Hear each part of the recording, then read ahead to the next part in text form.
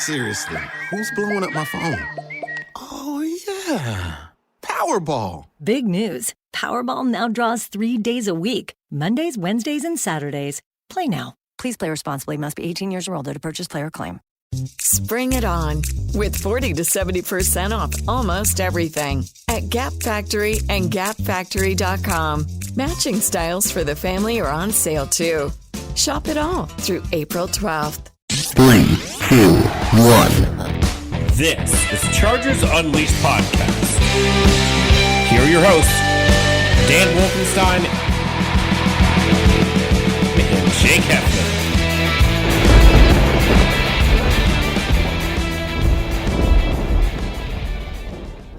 Welcome to another edition of Chargers Unleashed. Jake Hefner and Dan Wolkenstein here with you from the LAFB Network. Today's show, of course, is being brought to you by UFC Fit in Temecula, Charger Bolt Family, Golden Road Brewery, and MyBookie. Dan? A lot of pent-up frustration that we had to air out earlier this week. I personally don't think that it's all gone as of yet. Nope. And if I would say that the mass majority of expectations that I have seen from both you, myself, a lot of Chargers Twitter heading into this matchup against the Pittsburgh Steelers this Sunday, timid to say the least. I don't feel like the confidence is quite there yet, but this is so weird. It's like, if this guy plays, then we're good. If this guy doesn't play, the Chargers have their own situations with players not possibly being available on Sunday. This could just be a very bizarre Sunday night matchup when it's all said and done. Yes, which I will be at, by the way. Thank you for tuning in to Chargers Unleashed, everybody. If you have not already followed or subscribed, you can find us on social media everywhere, as well as YouTube. Make sure to hit those bell notifications. We speak the truth, whether you like it or not on here. Sometimes it's happy, sometimes it's sad. Oftentimes it's both, and that's because it's two of us in a box here. Today... It's definitely me. I'm definitely the sad one there. If there were two Chargers emojis, we know which ones we'd be. Damn right. That's exactly how it would be. So, look, today we're going over all things Chargers versus the Steelers. Big primetime matchup. Steelers coming into town. Hopefully, we're going to be able to not be overrun by terrible towels. Obviously, we're going to talk about the offense versus defense on both sides, key matchups, injuries, as well as the bold end game predictions. But, Jake, just to kind of kick this one off, injury report. There are folks on this team that may or may not be playing on both sides. Familiar faces. Trey Turner we get to play up against potentially, although he didn't practice. We don't know what's going to happen with Ben Roethlisberger. We don't know what's going on with Chase Claypool. TJ Watt might not be playing. There's a whole bunch of people. And then on the Chargers side, it's like, who doesn't have COVID? It feels like at times. Like Joey Bosa, close contact. He's not positive, but he has to go through a few different negative tests before he can play. Linval Joseph didn't practice today. So, look, in theory, Drew Tranquill should be back. Nazir Adderley, it sounds like, could be back, along with Mike Davis. Full practice today. So, and also, I think like Minka Fitzpatrick also isn't practicing. Isn't he on the COVID list too? He got hit with COVID as well. Not sure what his status is going to be come game time. And you look at just the overall tenor of this Chargers team. You know, they're not quitting. They know they'll have the whole season in front of them so far. And you heard some pretty colorful language from head coach Brandon Staley, some of the players on this team about like, now it's time to, I'm paraphrasing, but get our ass in gear. And there's some sense of urgency now. And, I think the team is saying and doing all the right things right now. We'll see what happens on Sunday. But how are you feeling about this game overall, other than timid and nervous? I'm just trying to contain it. Contain what? Maybe it was Keenan Allen that said it best today in his press conference. He basically, in so many words, just said that the team has not been executing. They have not been making plays. Mm-hmm. Whatever the practice is, whatever the game plan is. Look, to me, I believe it's more than that. But yeah, execution at the end of the day is not going to matter a lick when whatever your game plan is. If you can't go out and execute it properly, it's not going to mean a damn thing. But these are 3 crucial games. You may not look at it like that when whatever you want to say about the Steelers, them coming off of just a tie against the Detroit Lions. Again, Ben Roethlisberger wasn't playing. The Denver Broncos always play the Chargers tough. I don't care for the fact that Von Miller's not on that team. I don't care who their quarterback is. Drew Lock came back and beat you in a comeback victory last year.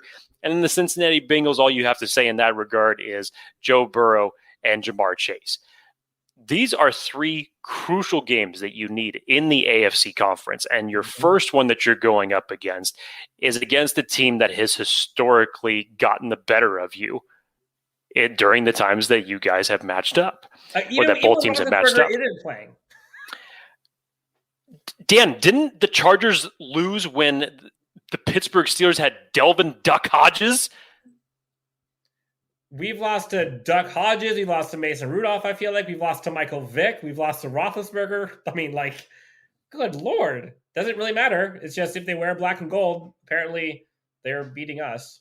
They're good. So it's like, I don't know what to feel about this, Dan. I don't know. I don't know. If there's any time where the Chargers must right the ship, and especially now for the fact that you are no longer in first place in your division, the Kansas City Chiefs have regained that momentum, essentially just went under a rock for the past month and didn't have to do a damn thing and let the rest of the AFC West do their thing, and somehow, pardon me, let me wait. Oh, we're back up on top of the AFC West. Holy shit. So you need this win.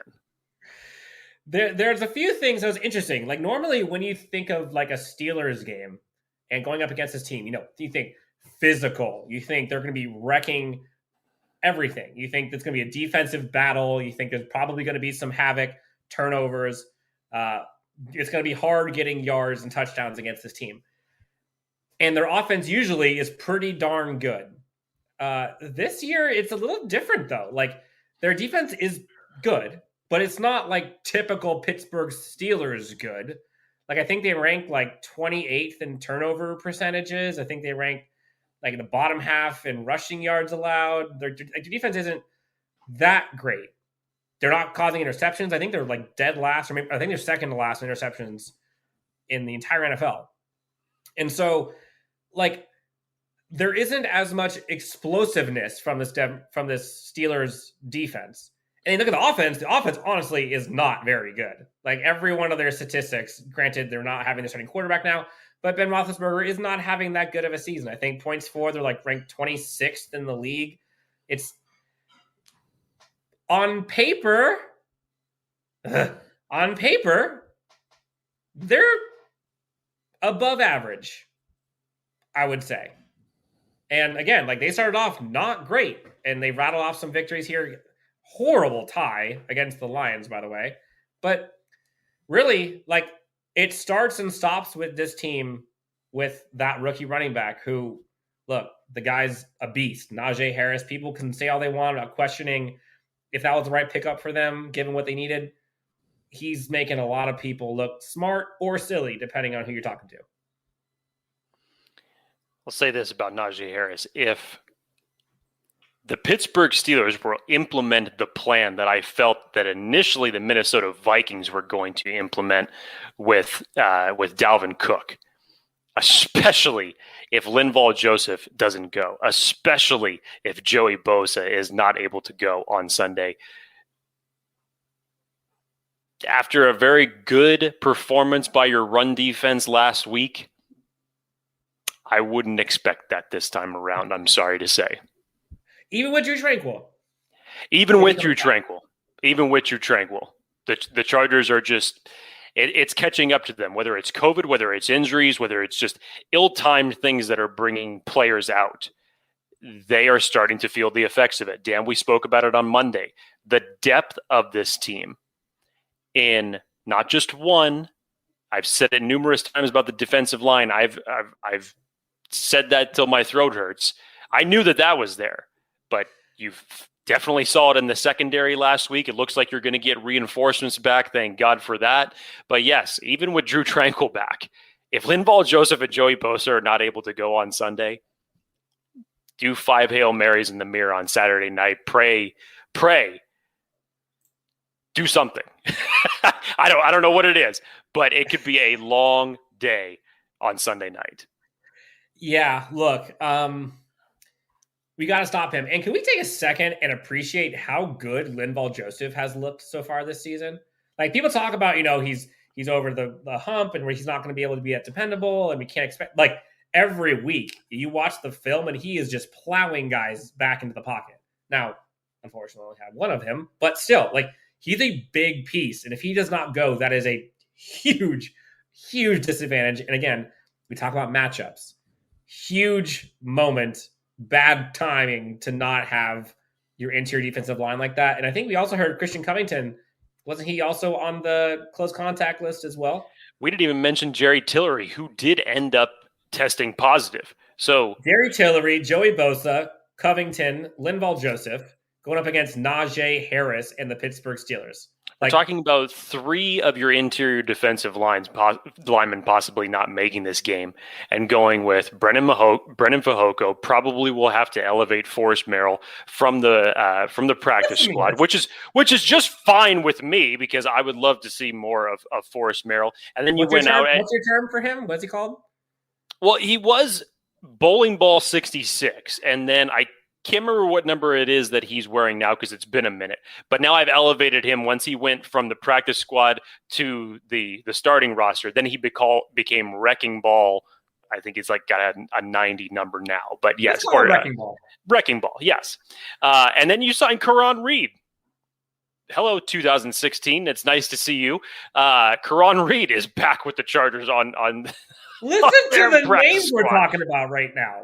This is what we're talking about going into against a smash mouth running team historically in the Pittsburgh Steelers. I mean, my God. Jeez, we were already upset with the lack of depth when we had the top guys, and now we're sitting here with those names thinking we have. Okay. Good news.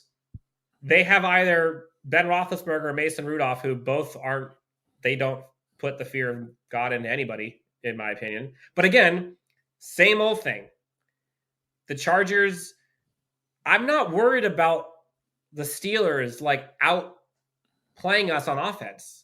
Like, they're not going to have to do anything crazy to beat us. But, like, are we going to be able to do enough? Like, this is insane. And so, look, their defense scares me far more than their offense does. Although Najee Harris is like the one outlier there. But anytime you go up against the Steelers and Mike Tomlin, it's just, it's going to be a dogfight. And that defense, I mean, say what you will. And if they don't have TJ Watt, that is like Christmas coming in November. I mean, that guy is clearly and obviously the most important piece of that defense. I don't even think it's close. I know people want to talk about Mika Fitzpatrick and Cameron Hayward, but no, it's him. It's not even close. He has more than double the next closest guy when it comes to quarterback hits. Tackles for loss, he has almost double the next closest guy, which is Cameron Hayward both times. Take him away from that defense, and it looks very different.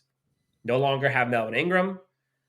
Like, Minka Fitzpatrick less and TJ Watt less? We can sit here and bitch about how much the interior defensive line is struggling with depth, but you're getting some favors by this Pittsburgh Steelers team, the injury bug right now. Dan, the same exact argument could be said for Joey Bosa if he is not able to suit up on Sunday. Mm-hmm. With the exception of last week against Minnesota and the Baltimore Ravens game, those were the 2 games that I saw the best of Uchenna Nwosu so far this season. If Joey Bosa is not able to go and you're going in there with your starting pass rushers of Chris Rump and Uchenna Nwosu and sprinkle in a little bit of Kyler Fackrell here and there, what are you expecting, Dan? What are you actually expecting? Because even if whether it's Ben Roethlisberger or Mason Rudolph, and you essentially take away your, depending on how you rank them between Derwin James and Joey Bosa, your first or your second best defensive piece here. And when the rest of that position group has not been performing or giving him any assistance, that is Christmas come early for the Pittsburgh Steelers. 100%. 100%. Now, look, Kaiser White, Kenneth Murray, potentially Drew Tranquil, Uchenna Nwosu, Fackrell, Eamon Albagamiga, like, they've got guys. Like, that's not like that. I would rather have that than I think what the Steelers have. I'll take it.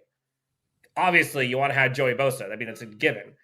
But like that crew, the ones I just named, those guys have done pretty well recently. And I think that is kind of like I love the Kaiser White, Najee Harris matchup.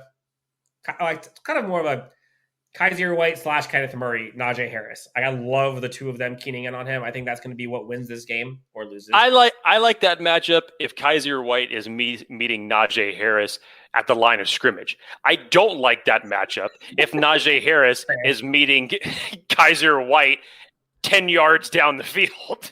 That's fair. That's fair.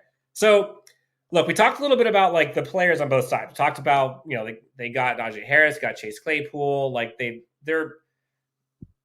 they're a good team. But honestly, I think some of this, Jake, we have to talk about, like, the Chargers just have to focus on themselves and being the best version of themselves. I know that sounds cliche, but we have not seen nearly what this team is capable of the last month.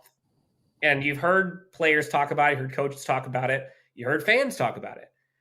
I think you're seeing a lot of frustrated players and coaches, but I think you're also seeing a little bit of attitude. And there was something that shifted, at least in my perspective, in how the team was handling like those press conferences. There was a little bit of like a chippy desperation vibe that I was getting that I think we have been desperate for. And I think that's like what championship teams need. That's what they're made of. Now, is this a championship team? Who knows? But at least you're starting to see that. Like, we know Brandon Staley is bringing intensity. We know he's trying to put people in the right position. But like, is the team's mindset, like, are they hungry enough? I know they're hungry. But like, you see, like, you gotta have it circumstances. Like, will that come into fruition? That's going to make or break this game. The Chargers have more playmakers than the Steelers do, period. Can they show up and make more plays? That's what's going to cost this game, either for the Chargers or for the Steelers. Keenan Allen is damn good. Mike Williams is a baller. Austin Eckler, Justin Herbert. They got guys everywhere. They just got to show up, and they got to rise. We could talk about all of the injuries and all that kind of stuff. Your stars are there, aside from maybe Joey Bosa. Your stars are there. You got to get the win.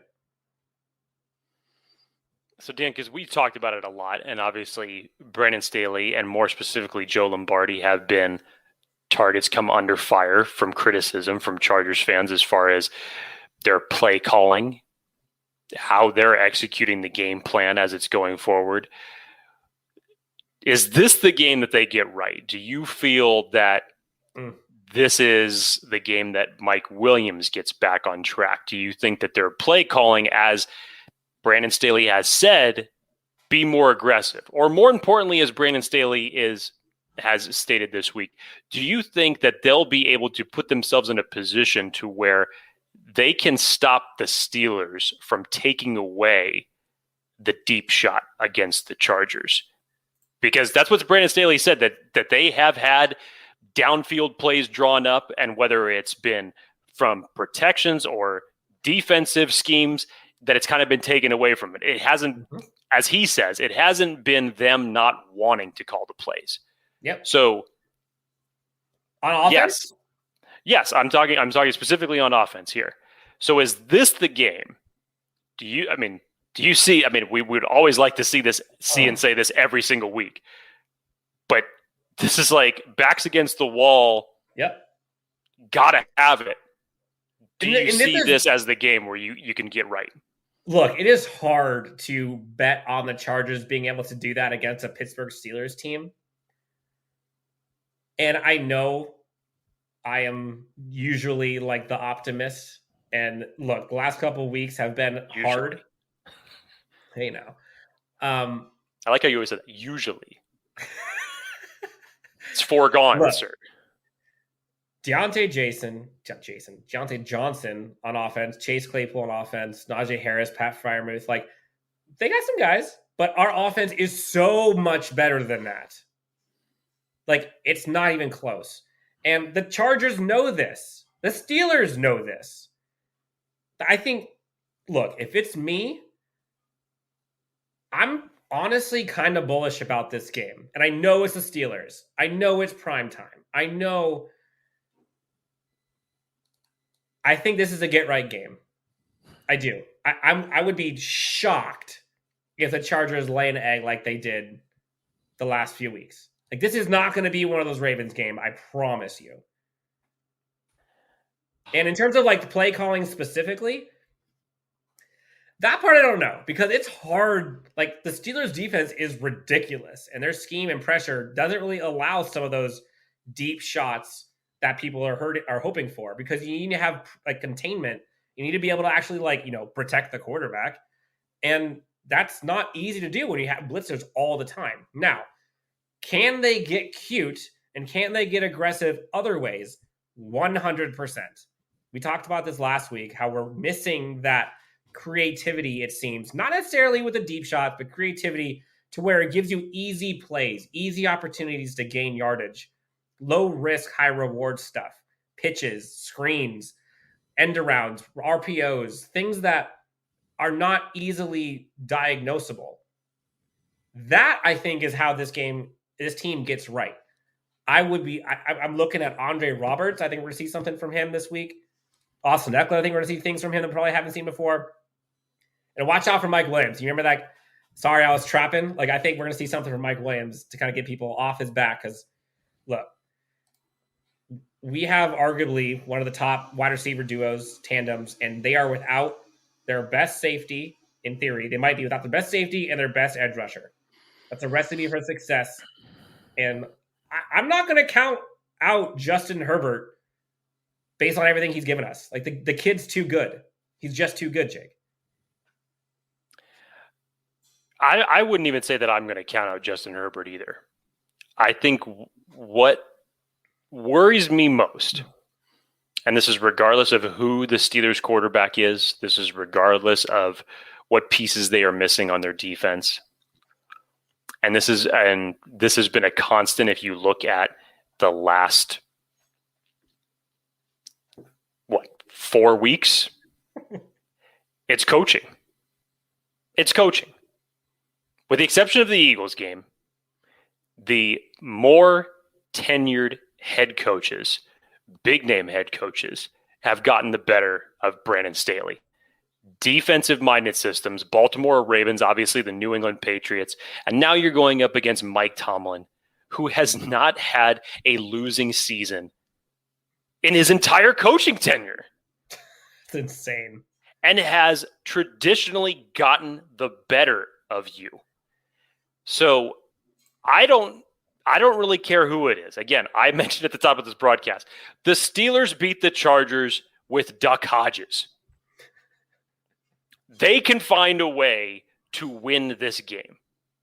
So the X factor to me here, and as much confidence as I have in Brandon Staley and drawing up a game plan, what we've seen over these last few weeks has me teetering a little bit to believe that is game plan going to turn into execution? Can you make those situational in-game adjustments? Going into halftime, if you're down again at halftime, what are you going to do? That has me a little bit timid against a coach the caliber of Mike Tomlin. And you heard Brandon Staley in his press conference. He had a lot of praise for the Steelers head coach. A lot of praise and respect for him. So, Dan, that is probably the one thing that, to me, is the biggest advantage that I would give the Steelers right now. Yeah. I mean, there's a reason Mike Tomlin, in my opinion, I think is still a top 5 coach in the NFL. Like, I think his players play for him harder than most players across the league. It's not going to be easy game by any means, but this tastes like one of those games that Brandon Staley likes to have, like a true test of like the resolve of his team.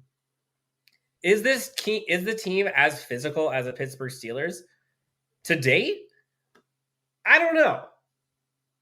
If you asked me in the first 5 weeks, I would say, like, honestly, probably. Last 4 weeks, like, it's a big test.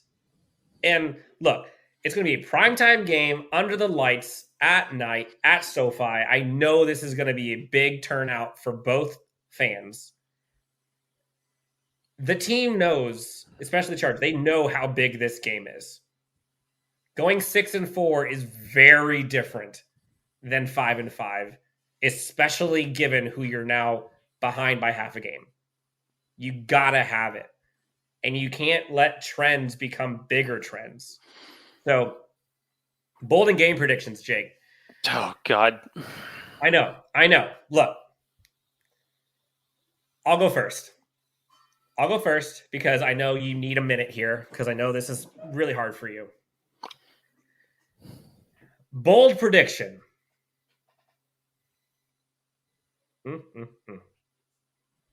2 receiving touchdowns by Mike Williams and 1 forced fumble by Kenneth Murray. Those are my 2 bold game predictions. I will say final score. Shnikes, I don't want to say this. Final score.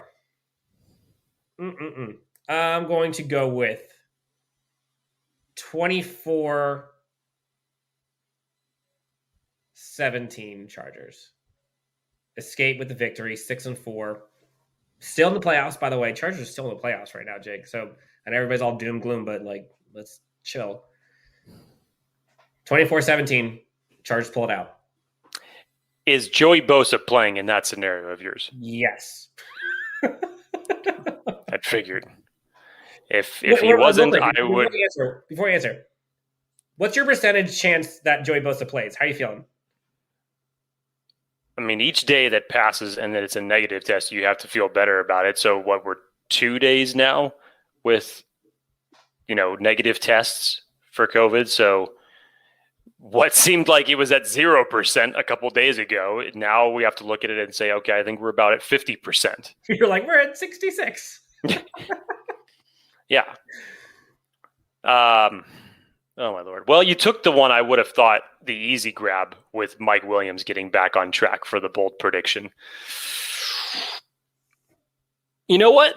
I will say that this will be another game where the tight ends are the huge factor here. Give me some of that Donald Parham, as he has told us to enunciate, Parham. Give me some Donald Parham.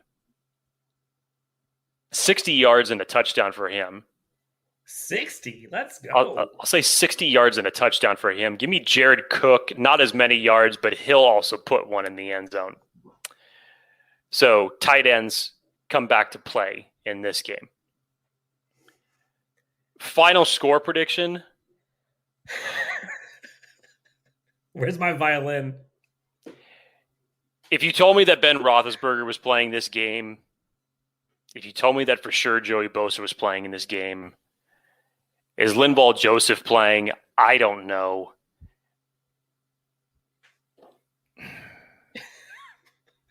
Brace for it. Dan, these are 2 teams in reality. Yes, I know that the Chargers need to have it, but so do the Steelers. So do the Steelers in this circumstance.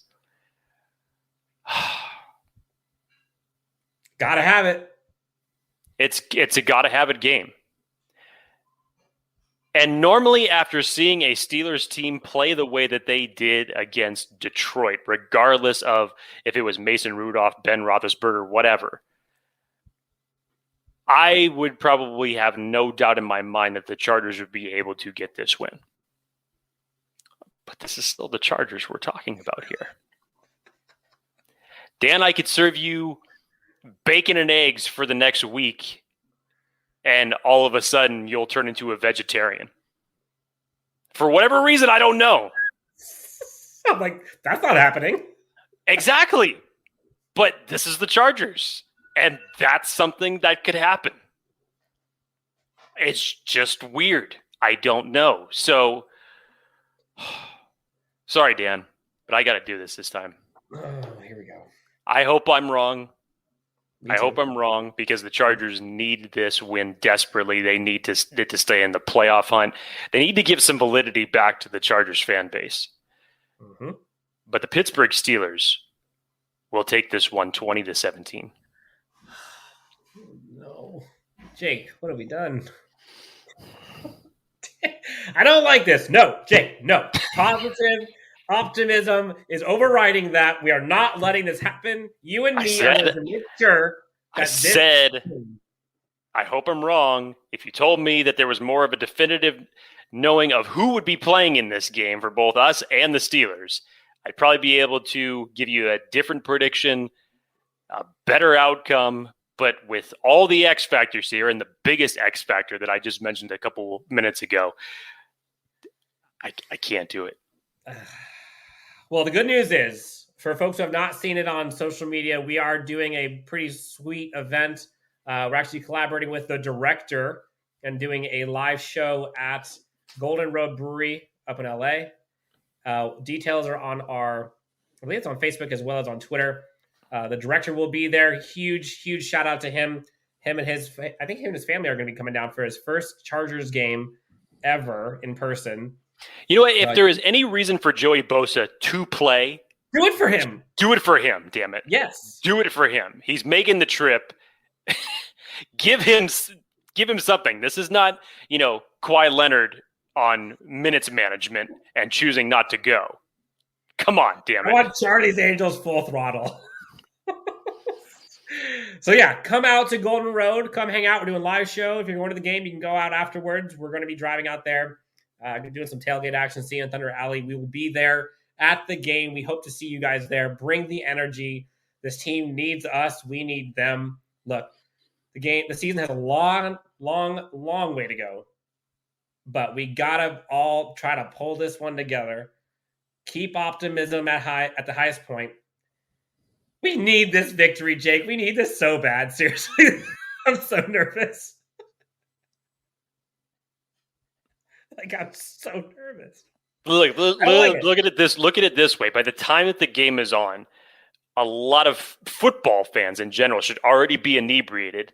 Yep.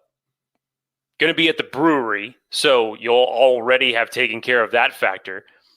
If the worst should happen, just keep drinking. You won't need to remember. Responsibly.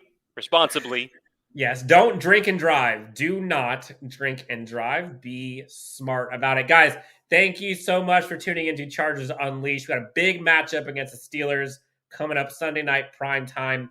You've heard our bold and game predictions. You've heard key matchups, as well as preview of what is most important about this game. Now, all we got left is Sunday night football. Let's have some fun. Let's see you at Golden Road. Let's have fun at SoFi. And we'll talk to you soon and next time on Chargers Unleashed.